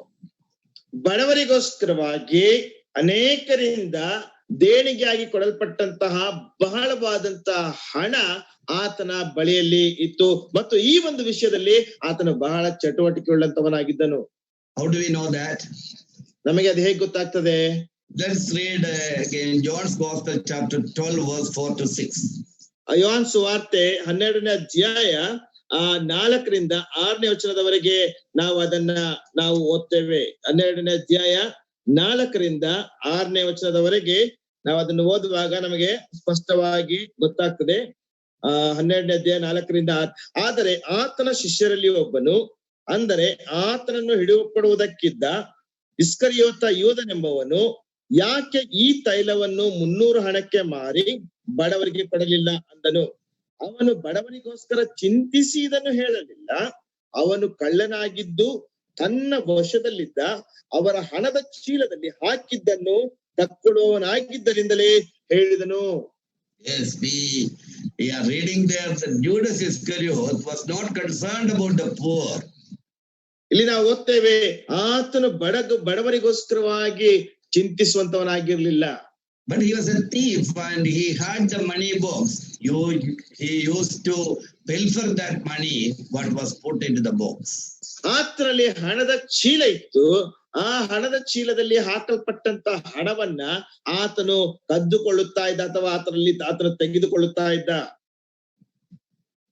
In this condition, one can actually always ask a question: why didn't Jesus expose Judas straight away at that point of time?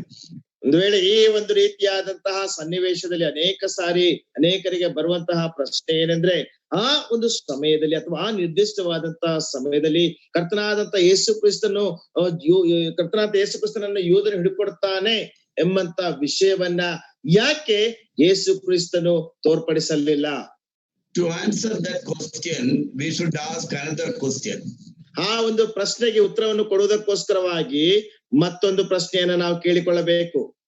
Why doesn't Jesus expose all those who are making money for themselves in the name of Christianity today? ಈ ದಿನ ಕ್ರೈಸ್ತತ್ವದ ಹೆಸರಿನಲ್ಲಿ ತಮಗೋಸ್ಕರವಾಗಿ ಹಣವನ್ನು ಮಾಡಿಕೊಳ್ಳುವಂತವರ ಹೆಸರನ್ನ ಅಥವಾ ಆ ವ್ಯಕ್ತಿಗಳನ್ನ ಯಾಕೆ ಯೇಸು ಕ್ರಿಸ್ತನ ಅಥವಾ ದೇವರು ಅವರನ್ನು ಬಹಿರಂಗ ಪಡಿಸುತ್ತಾ ಇಲ್ಲ? There are thousands who serve the Lord for money even today and who are not 100% honest with the money that is given to them for God's work. ಈ ದಿನವೂ ಸಹ ಸಾವಿರಾರು ಜನರು ಹಣಕ್ಕೋಸ್ಕರವಾಗಿ ಸೇವೆ ಮಾಡುವಂತವರಾಗಿದ್ದಾರೆ. ಅವರಲ್ಲಿ ಅನೇಕರು ಅವರಿಗೆ ಕೊಟ್ಟಂತ ಹಣದ ವಿಷಯದಲ್ಲಿ ಯಾಕೆ ಪ್ರಾಮಾಣಿಕರಾಗಿರುವುದಿಲ್ಲ? But the Lord is patient. He gives time to everyone to be tested. ಕರ್ತನು ಬಹಳ ಕೃಪೆಯುಳ್ಳಂತವನು, ಪ್ರತಿಯೊಬ್ಬನು ಸಹ ಪರೀಕ್ಷಿಸಲ್ಪಡುವುದಕ್ಕೆ ಆತನ ಸಮಯವನ್ನು ಕೊಡುತ್ತಾನೆ. If only Judas could have known what he was going to miss by choosing money, how differently he might have worked and how differently he might have lived. ಒಂದು ವೇಳೆ ಆತನಿಗೆ ಕೊಟ್ಟಂತ ಹಣವನ್ನು ಯಾವುದಕ್ಕೆ ಉಪಯೋಗಿಸಲ್ಪಡಬೇಕು ಅಥವಾ ಯಾವುದಕ್ಕೆ ಉಪಯೋಗಿಸಬೇಕೆಂಬುದಾಗಿ ಆತನು ಆಲೋಚಿಸಿದರೆ ಆತನು ಯಾವ ರೀತಿಯಾಗಿ ಅಥವಾ ಎಷ್ಟು ವ್ಯತ್ಯಸ್ತವಾಗಿ ಆತನು ಕಾರ್ಯ ಮಾಡ್ತಾ ಇದ್ದ, ಎಷ್ಟೋ ವ್ಯತ್ಯಸ್ತವಾಗಿ ಹಣದ ವಿಷಯದಲ್ಲಿ ಆತನು ಜೀವಿಸುತ್ತಾ ಇದ್ದ. Judas' problem was that he loved to receive but hated to give. ಯೂದನ ಸಮಸ್ಯೆ ಏನೆಂದ್ರೆ ಆತನು ಪಡೆದುಕೊಳ್ಳುವುದಕ್ಕೆ, ಸ್ವೀಕಾರ ಮಾಡುವುದಕ್ಕೆ ಆತನು ಇಷ್ಟಪಡ್ತಾ ಇದ್ದ, ಕೊಡುವುದಕ್ಕೆ ಆತನು ಹಿಂದೆಗೆಯುತ್ತಾ ಇದ್ದ. We know that Jesus has taught his disciples the blessedness of giving. ಕರ್ತನಾದ ಯೇಸು ಕ್ರಿಸ್ತನು ತನ್ನ ಶಿಷ್ಯರಿಗೆ ಕೊಡುವಂತದರ ಧನ್ಯತೆ ಕುರಿತಾಗಿ ಕಲಿಸಿಕೊಟ್ಟಿದ್ದನು. In Acts 20 verse 35 we read, the Lord Jesus himself said, it is more blessed to give than to receive. ಅಪೊಸ್ತಲ ಕೃತ್ಯ 20ನೇ ಅಧ್ಯಾಯ 35ನೇ ವಚನದಲ್ಲಿ ಕರ್ತನಾದ ಯೇಸು ಕ್ರಿಸ್ತನು ತಾನೇ ಹೇಳ್ತಾನೆ, ಪಡೆದುಕೊಳ್ಳುವುದಕ್ಕಿಂತ ಕೊಡುವಂತದ್ದೇ ಧನ್ಯತೆ ಎಂಬುದಾಗಿ. Peter understood that very well. ಪೇತ್ರನು ಅದನ್ನು ಬಹಳ ಸ್ಪಷ್ಟವಾಗಿ ಅರ್ಥ ಮಾಡಿಕೊಂಡನು. But not Judas. ಆದ್ರೆ ಯೂದನ ಅರ್ಥ ಮಾಡಿಕೊಳ್ಳಲಿಲ್ಲ. Judas thought that happiness or joy came through receiving more and more. ಯೂದನ ಅಂದುಕೊಂಡಂತ ವಿಷಯವೇನು ಆಗಿರಬಹುದೆಂದರೆ ಹೆಚ್ಚೆಚ್ಚಾಗಿ ಪಡೆದುಕೊಳ್ಳುವಂತದ್ದೇ ಸಂತೋಷ ಮತ್ತೆ ಸಮಾಧಾನ.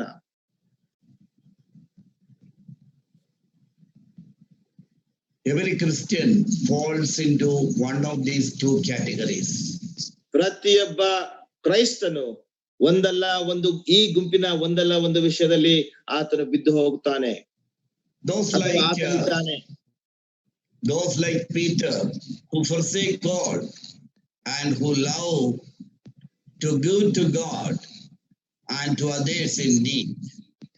ಒಂದ ಪೇತ್ರನ ಹಾಗೆ ಎಲ್ಲವನ್ನು ಸಹ ತ್ಯಾಗ ಮಾಡಿ ಇತರರ ಅವಶ್ಯಕತೆಗೋಸ್ಕರವಾಗಿ ಕೊಡುವಂತವನಾಗಿರುತ್ತಾನೆ. And others like Judas who love to receive and to hoard up for themselves. ಇತರರು ಒಂದು ವೇಳೆ ಯೂದನ ರೀತಿಯಲ್ಲಿ ಪಡೆದುಕೊಳ್ಳುವುದನ್ನ ಪ್ರೀತಿಸಿ ಅದಕ್ಕೋಸ್ಕರವಾಗಿ ಅವರು ಹಾತೊರೆಯುವಂತವರಾಗಿರುತ್ತಾರೆ. God tells each one of us in the matter of receiving and giving to see whether we desire to live by the principles of this world or the principles of the word, that is God's kingdom. ಒಂದು ವೇಳೆ ಕರ್ತನು ಈ ರೀತಿಯಾದಂತ ಸಾಮಗ್ರಿಕವಾದಂತ ವಿಷಯದಲ್ಲಿ ನಾವು ಈ ಲೋಕದ ನಿಯಮಗಳಿಗನುಸಾರವಾಗಿ ಅಥವಾ ಈ ಲೋಕದ ಒಂದು ಆದಾಯಕ್ಕನುಸಾರವಾಗಿ ನಾವಿದ್ದೇವೆಯೋ ಅಥವಾ ಆ ದೇವರ ಒಂದು ರಾಜ್ಯಕ್ಕೋಸ್ಕರವಾಗಿ ಅಥವಾ ಆತನ ರಾಜ್ಯದ ನಿಯಮಕ್ಕೋಸ್ಕರವಾಗಿ ಜೀವಿಸುತ್ತಾ ಇದ್ದೇವೆ ಎಂಬಂತ ವಿಷಯದಲ್ಲಿ ದೇವರು ಪ್ರತಿಯೊಬ್ಬೊಬ್ಬರನ್ನು ಸಹ ಪರೀಕ್ಷಿಸುವಂತವನಾಗಿದ್ದಾನೆ. But we can't expect ourselves to become experts at anything overnight. ಯಾವುದ್ರಲ್ಲಿ ಸಹ ನಾವು ಒಂದೇ ರಾತ್ರಿಯಲ್ಲಿ ಪರಿಣಿತರಾಗಲಿಕ್ಕೆ ನಾವು ಅಪೇಕ್ಷಿಸಲಿಕ್ಕೆ ಸಾಧ್ಯವಿಲ್ಲ. It is only constant practice that makes us experts in anything. ಯಾವುದೇ ವಿಷಯದಲ್ಲಿ ಆಗಲಿ ನಾವು ನಿರಂತರವಾದಂತ ಪ್ರಯಾಸದಿಂದಲೇ ನಾವು ಪರಿಣಿತಿ ಹೊಂದಲಿಕ್ಕೆ ಸಾಧ್ಯ. We have to begin to give and then continue at it until our character has been fully transformed. ನಾವು ಕೊಡುವುದಕ್ಕೆ ಪ್ರಾರಂಭಿಸಿ ನಮ್ಮ ಒಂದು ನಡತೆ ಸಂಪೂರ್ಣವಾಗಿ ರೂಪಾಂತರವಾಗುವವರೆಗೆ ಆ ಒಂದು ವಿಷಯದಲ್ಲಿ ನಿರತರಾಗಿರಬೇಕು. So that we would rather give than receive, and God can testify concerning each one of us. ಆ ರೀತಿಯಾಗಿ ನಾವು ಪಡೆದುಕೊಳ್ಳುವುದಕ್ಕಿಂತ ಹೆಚ್ಚಾಗಿ ನಾವು ಕೊಡುವಾಗ ದೇವರು ನಮ್ಮ ಒಂದು ನಡತೆಯನ್ನ ಆ ರೀತಿಯಾಗಿ ಪರೀಕ್ಷಿಸುವಂತವನಾಗಿರುತ್ತಾನೆ. A true disciple of Jesus is the one who has learned how to be rich towards God and how to give to others who are in need. ಒಬ್ಬ ನಿಜವಾದಂತ ಕ್ರೈಸ್ತ ವಿಶ್ವಾಸಿಯು ದೇವರ ವಿಷಯದಲ್ಲಿ ಹೇಗೆ ಆತನು ಶ್ರೀಮಂತನಾಗಬಹುದು ಮತ್ತು ಅವಶ್ಯಕತೆಯಲ್ಲಿ ಇರುವಂತವರಿಗೆ ಹೇಗೆ ಕೊಡಬಹುದೆಂಬುದಾಗಿ ಕಲಿಯುವಂತವನಾಗಿದ್ದಾನೆ. In his own time of need, he will find that God gives back to him in the same measure that he give out to people at the appointed time. ಆತನು ಆ ಒಂದು ಅವಶ್ಯಕತೆಯಲ್ಲಿ ಇರುವಂತಹ ಸಮಯದಲ್ಲಿ ದೇವರು ಕೊಡುವಾಗ ಅದೇ ರೀತಿಯಲ್ಲಿ ಅಥವಾ ಅದೇ ಅಳತೆಯಲ್ಲಿಯೇ ಆ ಬೇರೆಯವರು ಅವಶ್ಯಕತೆಯಲ್ಲಿ ಇರುವಂತಹ ಸಮಯದಲ್ಲಿ ಈ ವ್ಯಕ್ತಿಯು ಕೊಡ್ಲಿಕ್ಕೆ ಕಲಿಯುವಂತವನಾಗಿದ್ದಾನೆ. That is what Jesus taught us, that if we were unfaithful with the earthly things, we could never hope to receive spiritual riches from God. ಅದನ್ನೇ ಕರ್ತನಾದಂತ ಯೇಸು ಕ್ರಿಸ್ತನು ನಮ್ಗೆ ಕಲಿಸಿದ್ದಾನೆ.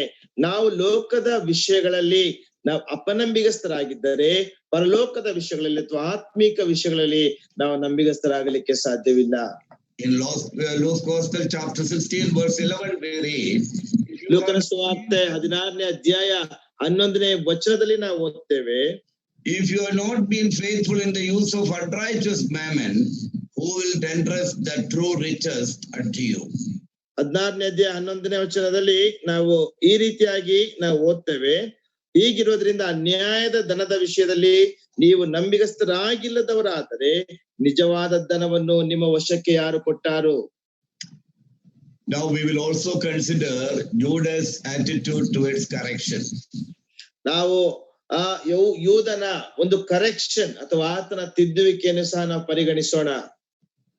We saw that Peter was tested by Jesus in his reaction to being corrected publicly by Jesus. ಕರ್ತನಾದಂತ ಯೇಸು ಕ್ರಿಸ್ತನಿಂದ ಬಹಿರಂಗವಾಗಿ ಪೇತ್ರನನ್ನು ತಿದ್ದುವಿಕೆಯನ್ನ ಅಥವಾ ಪೇತ್ರನನ್ನು ತಿದ್ದಿ ಪೇತ್ರನ ಮನೋಭಾವನೆ ಏನೆಂಬುದಾಗಿ ಪರೀಕ್ಷಿಸಲ್ಪಟ್ಟನು. Judas was also tested in this area. ಯೂದನು ಸಹ ಈ ಒಂದು ಪ್ರದೇಶದಲ್ಲಿ ಆತನು ಪರೀಕ್ಷಿಸಲ್ಪಟ್ಟನು. But unlike Peter, he failed miserably. ಆದ್ರೆ ಪೇತ್ರನ ಹಾಗೆ ಅಲ್ಲದೆ ಆತನು ಬಹಳವಾಗಿ ಸೋತು ಹೋದನು. We read this portion in Matthew's Gospel chapter 26 verse 10 and 11. ನಾವು ಅದನ್ನ ಮತ್ತಾಯನ ಸುವಾರ್ತೆ 26ನೇ ಅಧ್ಯಾಯ 10 ಮತ್ತು 11ನೇ ವಚನದಲ್ಲಿ ನಾವು ಓದ್ತೇವೆ. ಮತ್ತಾಯನ ಸುವಾರ್ತೆ 26ನೇ ಅಧ್ಯಾಯ. ಯೇಸು ಅದನ್ನು ತಿಳಿದು ಅವರಿಗೆ, ಈ ಸ್ತ್ರೀಗೆ ಯಾಕೆ ತೊಂದರೆ ಕೊಡುತ್ತೀರಿ? ಈಕೆ ನನಗೆ ಒಳ್ಳೆ ಕಾರ್ಯವನ್ನು ಮಾಡಿದ್ದಾಳೆ. ಬಡವರು ಯಾವಾಗಲೂ ನಿಮ್ಮ ಬಳಿಯಲ್ಲಿ ಇರುತ್ತಾರೆ, ಆದರೆ ನಾನು ನಿಮ್ಮಲ್ಲಿ ಯಾವಾಗಲೂ ಇರುವುದಿಲ್ಲ. When a woman poured an alabaster box of perfume at Jesus' feet out of her gratitude towards the Lord, ಒಬ್ಬ ಸ್ತ್ರೀಯು ಕರ್ತನ ಮೇಲೆ ಆಕೆ ಇದ್ದಂತಹ ಒಂದು ಕೃತಜ್ಞತೆಯ ಭಾವದಿಂದ ಒಂದು ದುಬಾರಿ ಉಳ್ಳಂತ ಅಚ್ಚ ಜಟಮಾಂಸಿ ತೈಲವನ್ನ ಕರ್ತನ ಪಾದಗಳಿಗೆ ಹೊಯ್ದಂತ ಸಮಯದಲ್ಲಿ Judas expressed his opinion that it was a sheer waste of money. ಯೂದನು ತನ್ನ ಅಭಿಪ್ರಾಯವನ್ನು ಉಲ್ಲೇಖಿಸುತ್ತಾ ಹೇಳುತ್ತಾನೆ, ಇದು ನಿನ್ನ ಹಣವನ್ನು ವ್ಯರ್ಥ ಮಾಡುತ್ತಾ ಇದ್ದಿ. Jesus, however, appreciated the woman.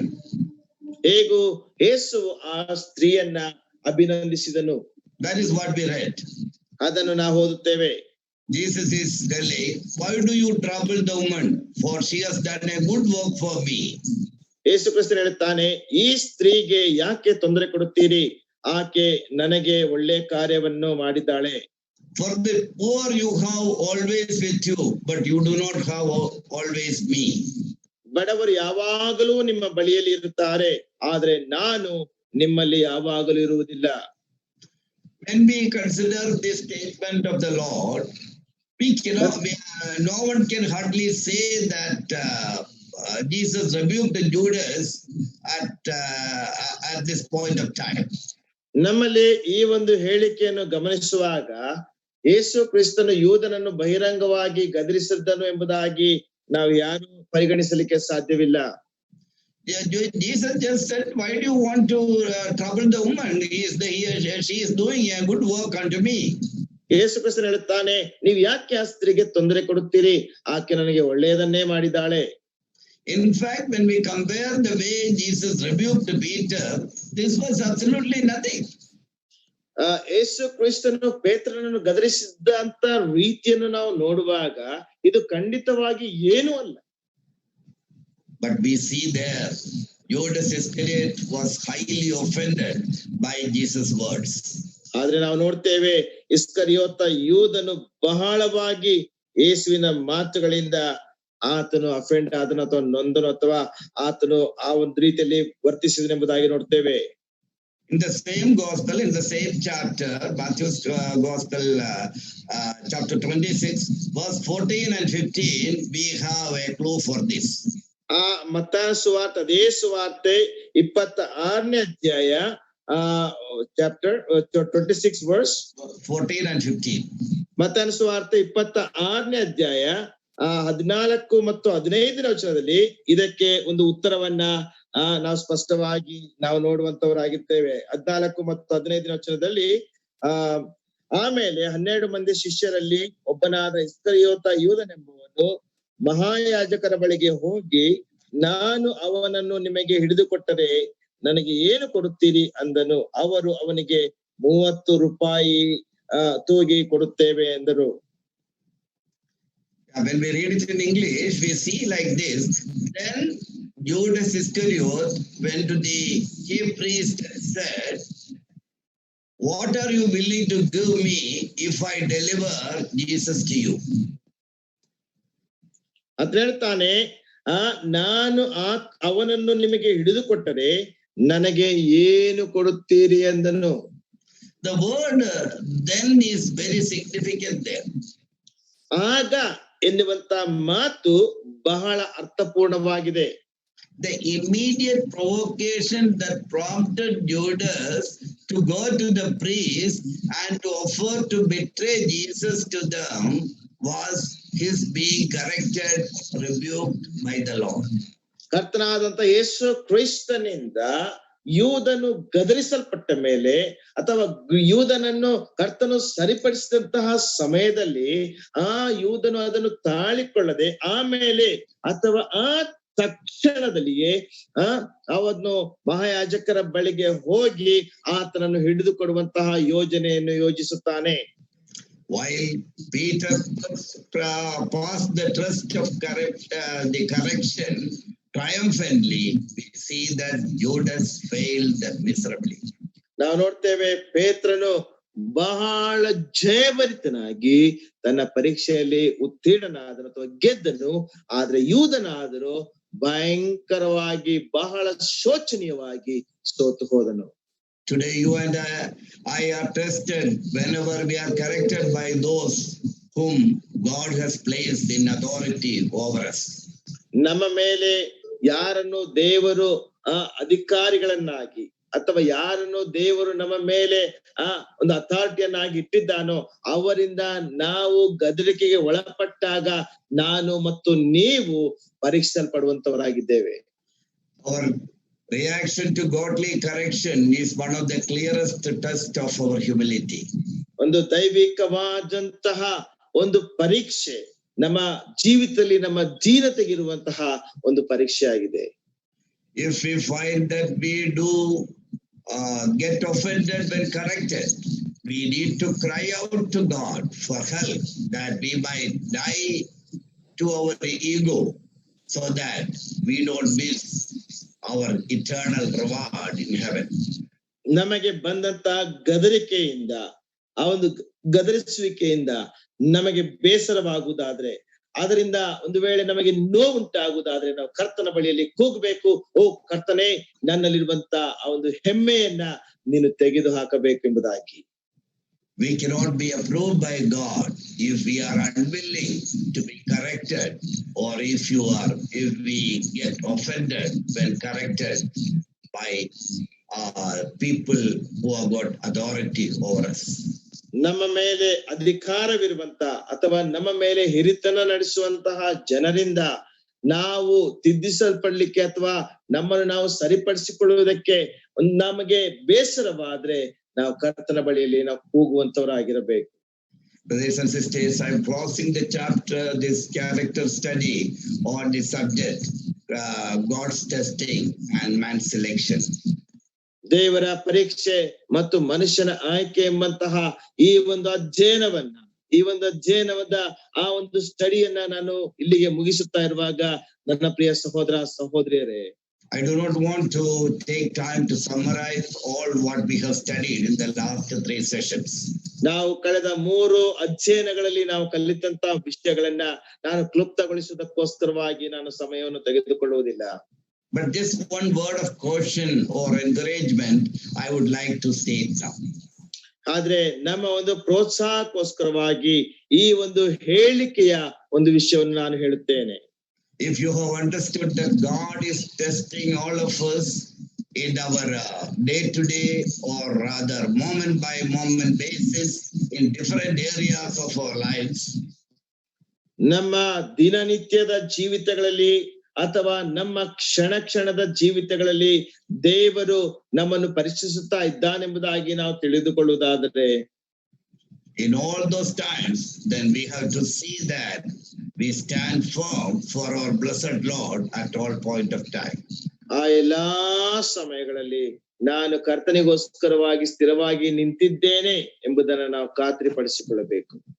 When we completely surrender our lives before our blessed Lord and Savior Jesus Christ, ನಮ್ಮ ಧನ್ಯನಾದಂತ ಕರ್ತನ ಬಳಿಯಲ್ಲಿ ಅಥವಾ ಕರ್ತನಾದಂತ ಯೇಸು ಕ್ರಿಸ್ತನ ಬಳಿಯಲ್ಲಿ ನಮ್ಮ ಜೀವಿತಗಳನ್ನು ನಾವು ಸಂಪೂರ್ಣವಾಗಿ ಸಮರ್ಪಿಸಿಕೊಳ್ಳುವಾಗ, and we allow the Holy Spirit who dwells in us to take full control of our earthly lives, ನಮ್ಮ ಭೌಮಿಕ ಜೀವಿತದ ಸಂಪೂರ್ಣದ ಅಧಿಕಾರವನ್ನ ನಾವು ಪರಿಶುದ್ಧಾತ್ಮನಿಗೆ ನಿಯಂತ್ರಣಕ್ಕೆ ತೆಗೆದುಕೊಳ್ಳಲಿಕ್ಕೆ ನಾವು ಅನುಮತಿಸುವಾಗ, then only we will be able to live a victorious Christian life here in this world. ಆಗ ಮಾತ್ರವೇ ಈ ಲೋಕದಲ್ಲಿ ಜಯಭರಿತವಾದ ಕ್ರಿಸ್ತಿಯ ಜೀವಿತವನ್ನು ಜೀವಿಸುವುದಕ್ಕೆ ಸಾಧ್ಯ. This is the practical Christian life God expects from us. ಈ ರೀತಿಯಾದಂತ ಪ್ರಾಯೋಗಿಕವಾದ ಕ್ರಿಸ್ತಿಯ ಜೀವಿತವನ್ನೇ ದೇವರು ನಮ್ಮಿಂದ ಅಪೇಕ್ಷಿಸುತ್ತಾನೆ. We know that we are here in this world for a minuscule span of time.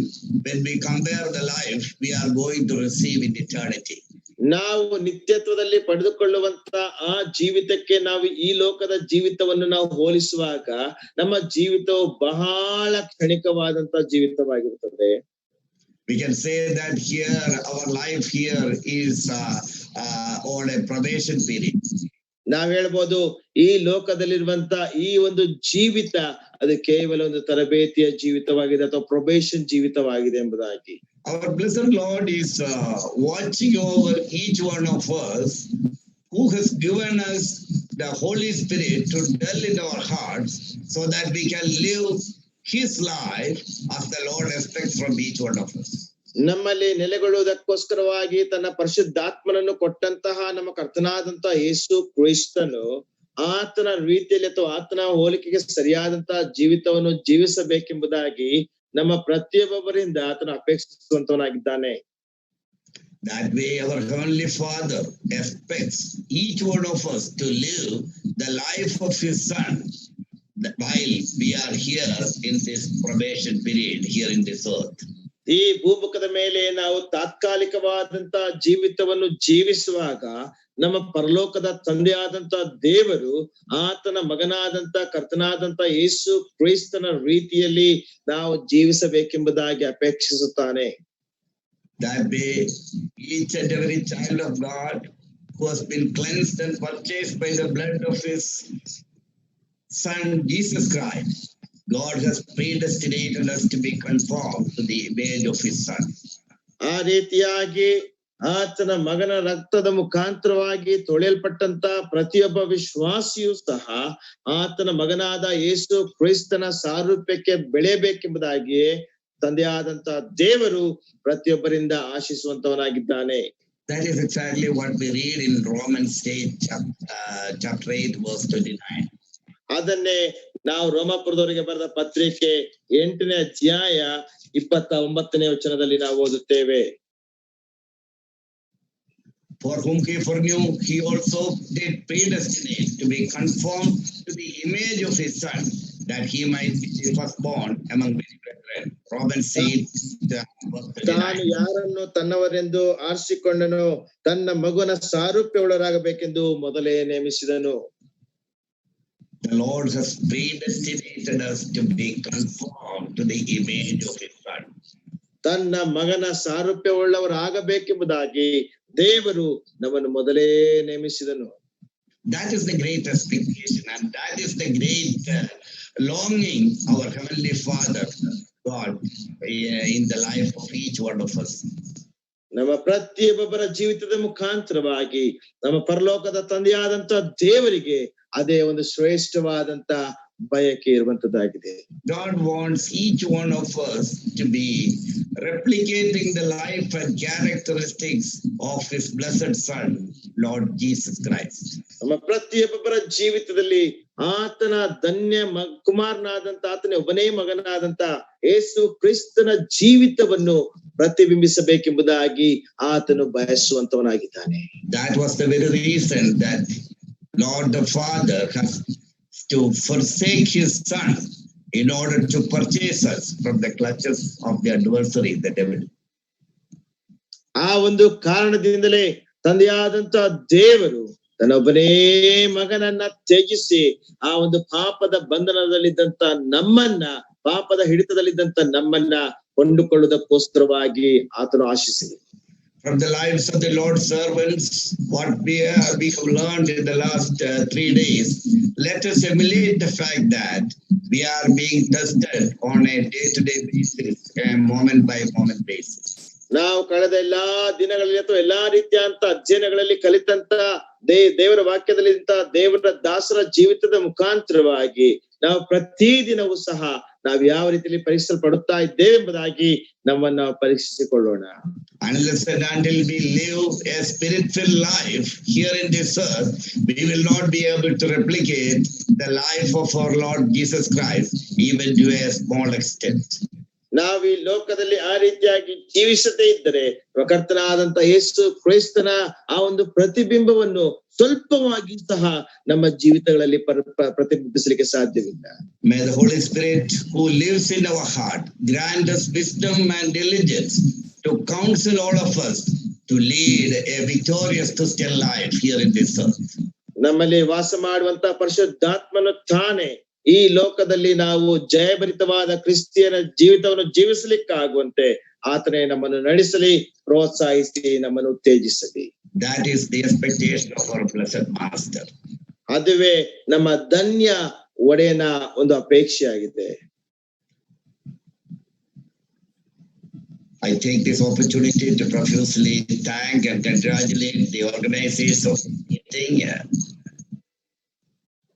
ನಾನು ವಿಶೇಷವಾಗಿ ಒಂದು ಸಮಯವನ್ನ ಈ ಒಂದು ಕೂಟವನ್ನು ಆಯೋಜಿಸಿದಂತ ಆಯೋಜಕರನ್ನ ಧನ್ಯವಾದ ಹೇಳಿ ಅವರಿಗೆ ವಂದನೆಯನ್ನು ತಿಳಿಸುವಂತವನಾಗಿದ್ದೇನೆ. Brother Ezekiel and his team for all the hard work they have undertaken for conduct of this meeting for the glory of God. ದೇವರ